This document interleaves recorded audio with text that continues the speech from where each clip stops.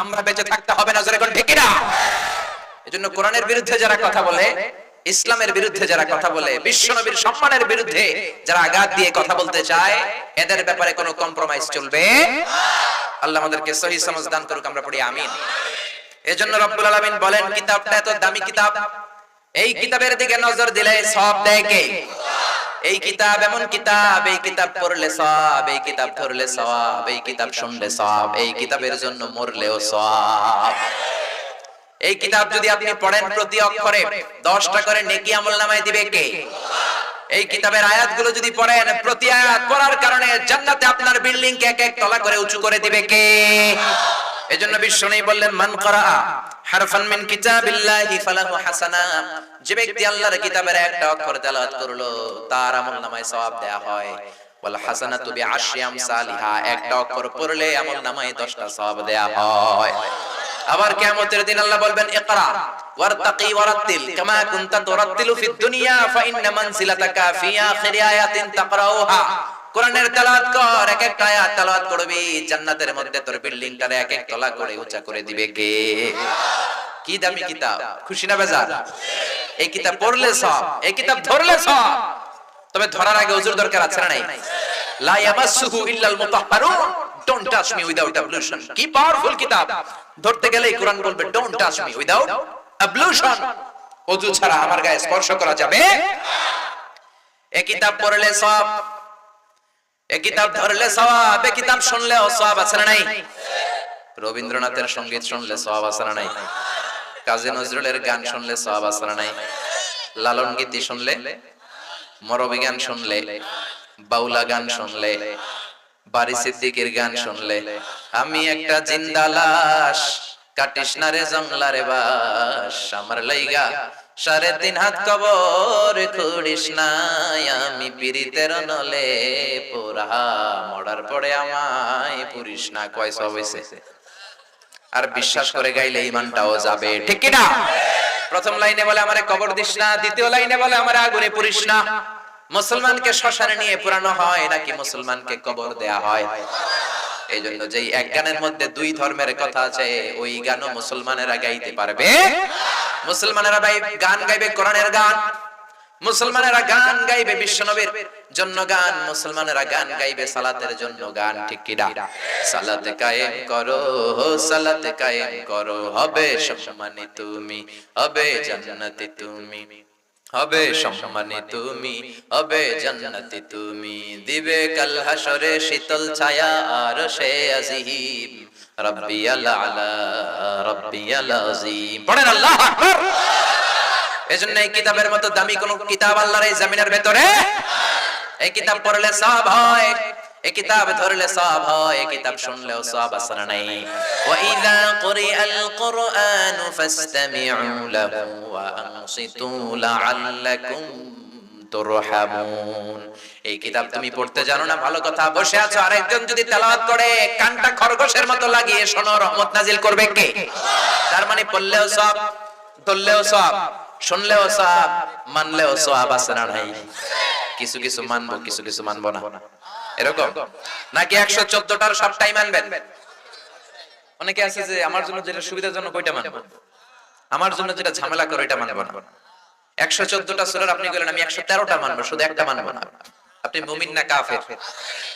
আপনি বললেন 6666 আয়াত, আমি 6600টা মানি, শুধুমাত্র কেবলমাত্র 66টা মানি না, মুমিন না কাফের? আল্লাহ বলে খবরদার, আফাতুমিনুনা বিবাদিল কিতাবি ওয়া তাকফুরুনা বিবাদ। এই কোরআনের বেছে বেছে কিছু মানবা, কিছু ছাড়বা, এমন যদি তোমার নীতি হয় তুমি মুমিন নও, তুমি কাফের, ঠিক কি না? একদল আছে কোরআনের সুন্দর কথাগুলো মানে, সুবিধাজনক গুলো মানে, যেগুলোতে ঝামেলায় পড়বে ওগুলো মানে না, আছে না নাই? মিষ্টি খাওয়ার সুন্নাত মানে, মাইর খাওয়া যে সুন্নাত ওইটা মানে না, আছে না নাই?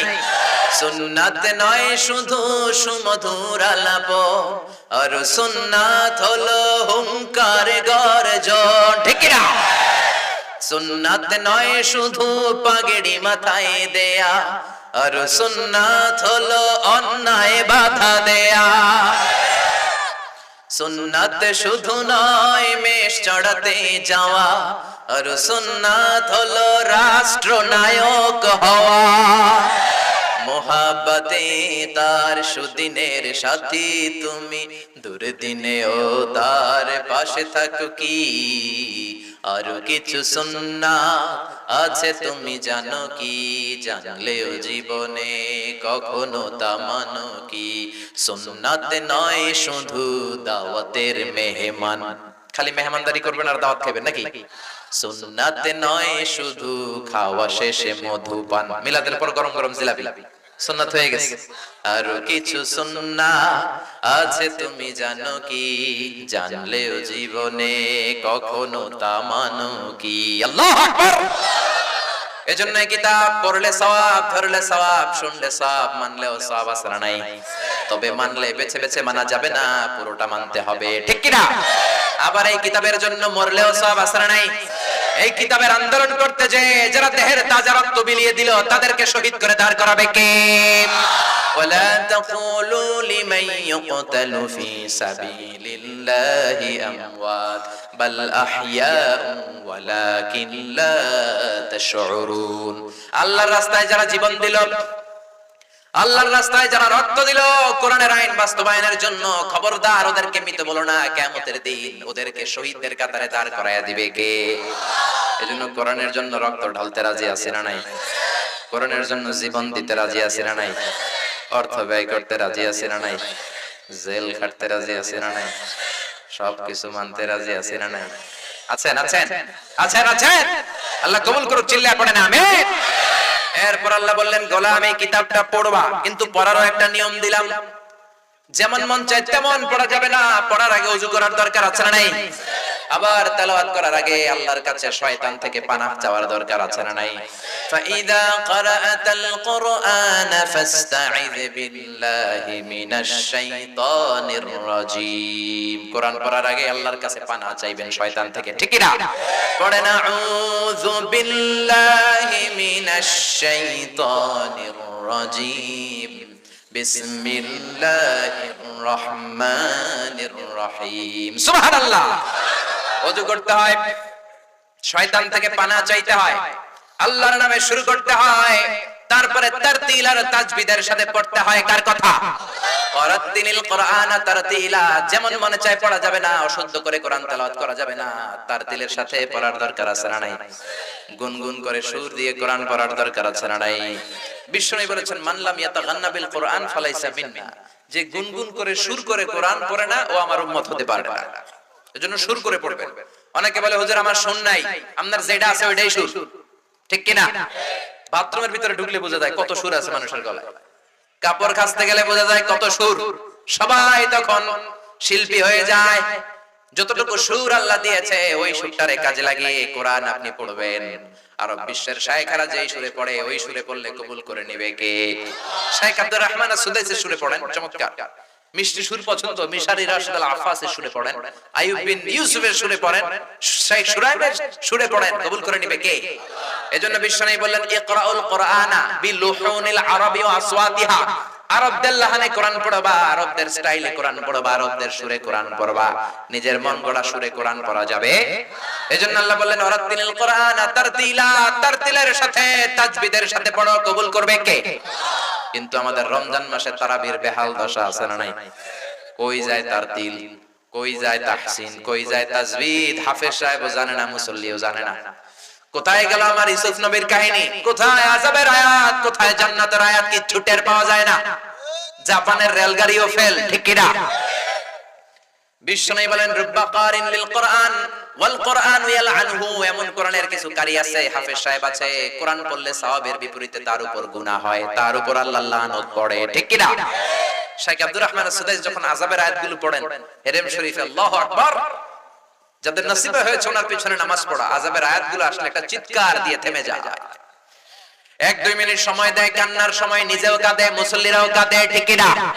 কাবা ঘরের চারদিকে কান্নার পরিবেশ, থমথমে পরিবেশ, নীরব নিঃশব্দ পরিবেশ, পিন ড্রপ সাইলেন্ট, কারো কাছ থেকে কোনো ধরনের আওয়াজ নাই, কান্নার আওয়াজ আর গুনগানের আওয়াজ ছাড়া। কান্নায় পুরো হেরেম শরীফের চারদিকে মুসল্লিরা ভেঙে পড়ে, কারণ আযাবের আয়াতগুলো উনি পড়েছেন, উনি বুঝেছেন।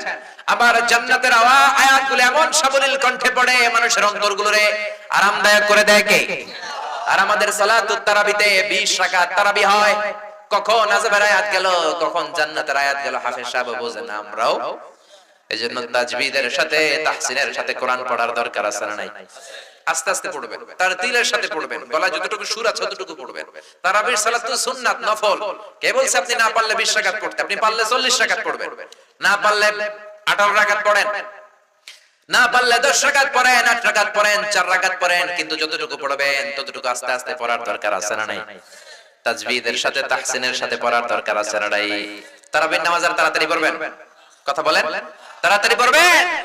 এজন্য আল্লাহ বললেন এই কিতাবটা এমন কিতাব, এই কিতাব পড়লে অন্তরের মধ্যে ঈমানকে বাড়িয়ে দেয় কে? ওয়া ইযা তুলিয়াত আলাইহিম আয়াতুহু যাদাতহুম ঈমানা।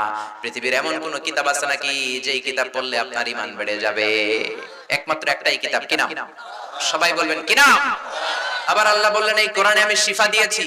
অসুস্থ ব্যক্তির গায়ে কোরআন পড়ে ফু দিলে সুস্থ করে কে? ওয়া নুনাজ্জিলু মিনাল কুরআনি মা হুয়া শিফাউ ওয়া রাহমাতুল লিল মুমিনিন ওয়া লা ইয়াজিদুয যালিমিনা ইল্লা খাসারা। এই কোরআনে আমি রহমত দিয়েছি, মার্সি দিয়েছি, ব্লেসিংস দিয়েছি, শিফা দিয়েছি। কোরআন পড়ে ফু দিলে শিফা দেয় কে? বিশ্বনবীর আঙ্গুলে বল্লা পোকা কামড় দিল, বিশ্বনবী ডেকে বললেন আয়েশা রে, লবণের পানি গরম দাও, আঙ্গুলের মধ্যে ঢালো। মা আয়েশা লবণের গরম পানি ঢাললেন, বিশ্বনবী সূরা ফাতিহা পড়ে ফু দিলেন। মা আয়েশার লবণের পানি ঢালা শেষ, বিশ্বনবীর সূরা ফাতিহা পড়া শেষ, আঙ্গুলের ব্যথা। মা আয়েশা বললেন নবী আপনি তো শুধু সূরা ফাতিহা পড়ে ফু দিলে আঙ্গুল ভালো হয়ে যেত, আমারে কষ্ট দিলেন কেন? আমারে আবার নতুন করে লবণের পানি করতে বললেন কেন? বিশ্বনবী বললেন লবণের পানি দিয়ে চিকিৎসা হয় আর সূরাতুল ফাতিহার মাধ্যমে রুকিয়া হয়, ঝাড়ফুঁক হয়। দুইটার সমন্বয়ে রোগীকে ভালো করে দেয় কে? কেউ যেটা পারে না সেটা পারে কে? এজন্য আল্লাহর কাছে আপনি চাইবেন, সূরা ফাতিহা পড়ে ফু দিবেন, সুস্থ করবে কে? আবার বিশ্বনবীর সাহাবারা মরুভূমিতে ভ্রমণ করছে, হঠাৎ দেখে অনেকগুলো মানুষ। এক সাহাবী ভিতরে ঢুইকা দেখে এক লোক শোয়া, আর সবাই কি যেন মন্ত্র পড়ে ফু দেয়, সুমন্ত্র সু কালিকুত্তার গু, এরকম মন্ত্র পড়ে না ছোট বাচ্চারা? তো সাহাবী বলে কি হইছে? লোকেরা বলে আমাদের নেতার একটা পাইথন অজগর সাপে কামড় দিয়েছে, বিষের জ্বালায় মরে যাবে আমাদের নেতা, আমরা হয়ে যাব খেতা। আমাদের সুমন্ত্র ছুতে কিচ্ছু হচ্ছে না, কি করা যায়? বিশ্বনবীর সাহাবী বলে আমার কাছে এমন জিনিস আছে, ওই জিনিস পড়ে ফু দিলে ভালো করে দেয় কে? বেদুইনরা বলে ভালো করে দাও। সাহাবীরা বলে না, শর্ত আছে, এক পাল ছাগল দিবা, কতিফু গানাম, এক পাল ছাগল, 100 ছাগল যদি দাও তাহলে আমি করতে পারি। সবাই বলে আমরা রাজি। এবার বিশ্বনবীর সাহাবী একবার সূরা ফাতিহা পড়ে ফু দেওয়ার সাথে সাথে বেহুশ লোকটা বন্ধ চোখ থেকে চোখ খুলে ফেলেছে। দ্বিতীয়বার ফু দেওয়ার পরে শোয়া থেকে বসেছে। তিনবার ফু দেওয়ার পরে হাঁটা শুরু করেছে। আল্লাহু আকবার। বিশ্বনবীর সাহাবী কয় এই তো সুস্থ, এবার ছাগল দাও। একপাল ছাগল নিয়ে পথিমধ্যে সাহাবীদের পেটের মধ্যে ক্ষুধা, কয়েকটা ছাগল জবাই করে খেয়েছে। খাওয়ার পর এক সাহাবীর চিন্তা, হায় রে, কোরআন দিয়ে ছাগল লইলাম, আবার গোশত খাইলাম, জায়েজ হইছে কিনা? মাসালাটা বিশ্বনবীর জিজ্ঞেস করার দরকার আছে না নাই? মদিনাতে যেই বিশ্বনবীর বাড়িতে হাজির, ইয়া রাসূলুল্লাহ এমন এমন ঘটনা, কোরআন দিয়ে ফু দিয়ে ছাগল নিয়েছে, জায়েজ হয়েছে কি? বিশ্বনবী বললেন জায়েজ হয়েছে মানে কোরআনের দাম বাড়ায় আসছো মিয়া, ছাগলের গোশত কিছু থাকলে আমার ঘরেও দিও। আল্লাহু আকবার। এজন্য আল্লাহ বললেন কোরআনের মধ্যে শিফা আছে না নাই? ইবনে মাজাহ শরীফে একটা চ্যাপ্টারই আছে, বাবুল ইস্তিশফা বিল কুরআন, কোরআন দিয়ে কি করে শিফা নেবেন। এজন্য কেউ অসুস্থ হলে সূরা ফাতিহা পড়ে ফু দিবেন, কারণ সূরা ফাতিহার একটা নামই হচ্ছে সূরাতুশ শিফা, রেমেডির সূরা, আরোগ্য লাভ করার সূরা। সূরা ফাতিহা মুখস্থ আছে না সবার? আছে আছে আছে।